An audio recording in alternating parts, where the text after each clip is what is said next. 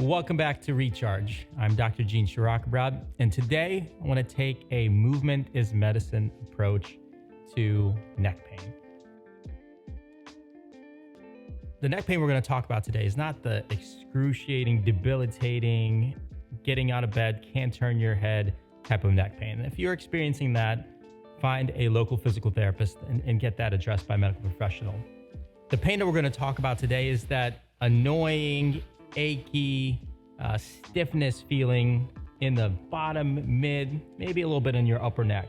And predominantly, this is the neck pain we want to address before a workout, as you're going for some kind of physical activity.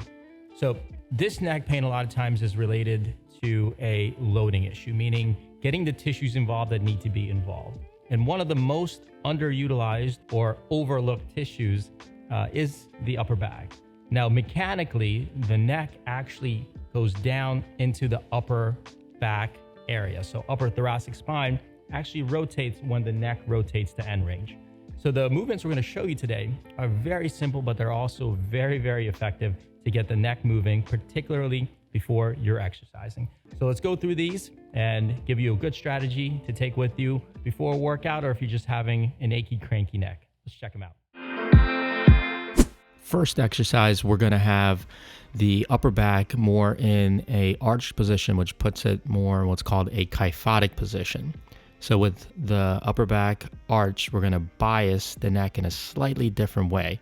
So you can see here, there's more curvature, and it's going to bias right towards the middle upper neck.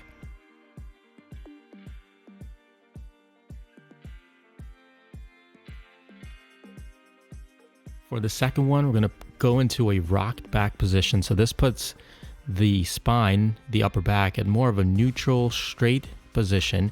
You're going to tuck your chin, and then you're going to rotate throughout. You're going to really feel this more towards the lower neck, maybe even in the middle to the upper back area, which is really good. In this middle position, you really often feel a lot in the neck, in the upper shoulders, in the mid back, right around the shoulder blade. So this really hits a lot of the areas that affect the neck and the upper back.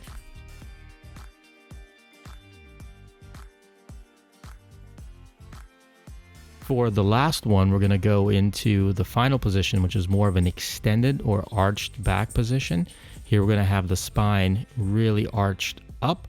We're going to rotate through the neck, and this gets more of the upper back, and it's going to bias it into that leaning back position, which is oftentimes a position that we don't see too often in the day. And this really feels good just to be in this position, then including the neck rotation really hits it home. All right, let's bring out the bands. So this is going to start the loading process for the neck. In other words, we're getting into a little bit of the strengthening of some of the smaller muscles in the neck. I'm going to warn you, this one is going to burn, and it's going to burn right around the throat area, deep, deep inside your neck.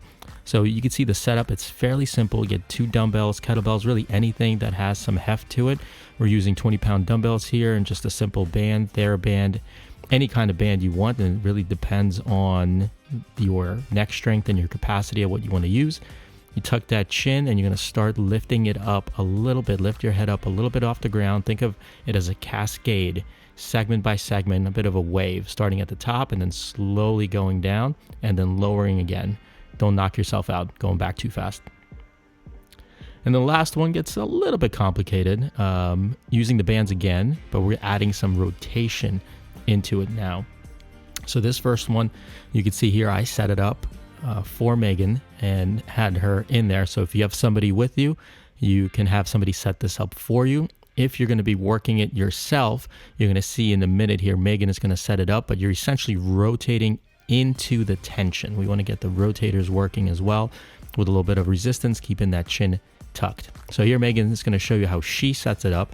So there's a couple ways to do this. This is a fairly quick one. Band underneath the dumbbell or kettlebell, just something with resistance. She puts it over her head and then loops it around behind her. You can do it that way. You can go the other way around. Start with the band behind you and then rotate it up overhead and lock it in. Either way is going to be just as effective. Again, the biggest thing is you slide out so there's some tension because you want to rotate into the tension. Chin stays tucked. You're laying fairly comfortably. Make sure your shoulders are not hiking up towards your neck, so you're not bringing those shoulders towards your ears. Keep those down. Chin stays tucked, and you rotate throughout. Again, you're going to feel a good bit of resistance. You're going to feel different things that you're not used to feeling in your neck, which is a good thing, but process it, take it slow, and then work up your capacity as you get stronger and as your rotation improves. All right, hope you enjoyed that video and find it helpful. Remember, subscribe to our YouTube channel, follow along on Instagram, RechargeXFit, for more of these videos. The goal here is to take a movement is medicine approach. For most people, it's about getting the right dose at the right time and making sure your body is able to continue to move.